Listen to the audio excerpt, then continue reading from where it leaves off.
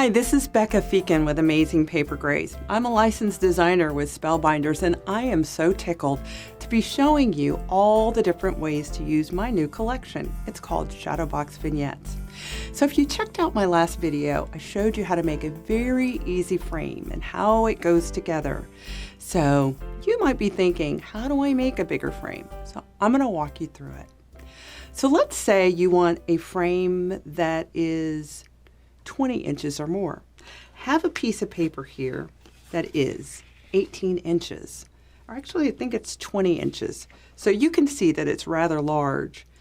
Here's how you're going to use the dies with the frame. Now, with Shadowbox Vignettes, there are 3 sets of dies. They all make a different frame. This is the 1/2 inch frame. It has 4 pieces and then a tab. When we cut, we use these 2 pieces on the end and we bookend them and we cut 2 pieces. And then we use these 2 pieces and we bookend them. So that's just going to give you an idea of the cutting I'm going to do. I'm going to take these away, and I have my own dies here.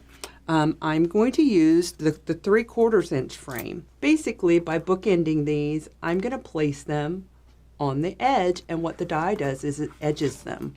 So here's one, and here's the other end. The reason that we can make a big frame is because I don't make the whole die. I've just designed the edges.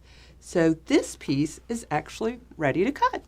Obviously, this is a tiny machine, and this is a big piece of paper.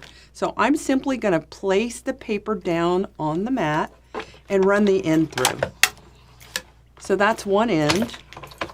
And then I'm going to pull that out, and I'm going to place the other end. So that's how you're basically going to edge both ends of your paper.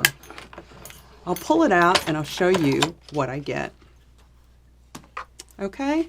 And it's going to look like that on both ends. So let's just go ahead and pull this one off as well. So that's one piece. We have 2 that are cut identically. Let me show you the other piece. Here again, I have this huge long piece of paper, and it's not immediately apparent what I need to do, but I just need to rely on the edger to do the edges.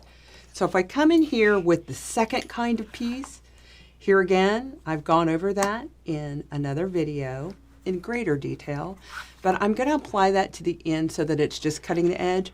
I have one end applied, and I'm going to add the other end on here now. This one piece of paper is going to make one leg of a 4-legged frame. So that's it. Now I tend to slant my dies so that the whole bulk of the cutting line is not running through at one time. So now I will place it back in place. Now just go through the end and back out.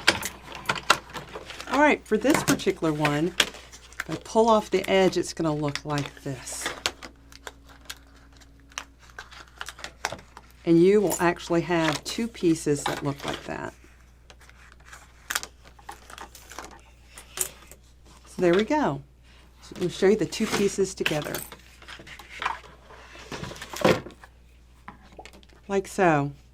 Okay, so the next question you wonder, well, how do I get it folded? And there's an answer to that. I'm going to pull in a scoring mat and show you how to score it. If you can see, this is way too big for the scoring mat. You're going to do part of it at a time.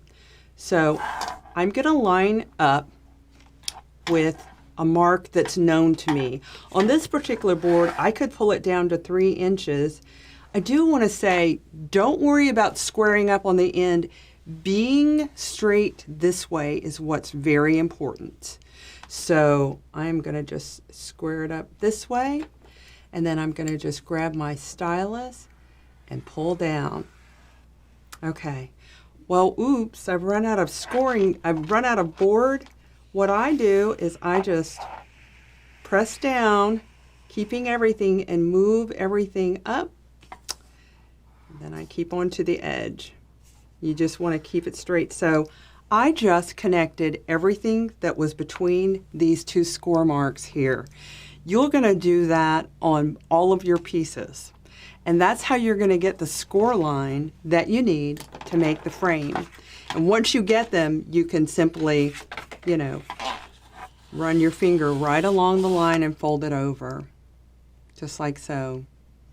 So can you believe it? We started out with a piece like this. We made frames with this. We can go as long as you have the piece of paper, and we ended up with this. Isn't that amazing? From 3 inches all the way up to 18 and more. It's very easy with Shadowbox vignettes.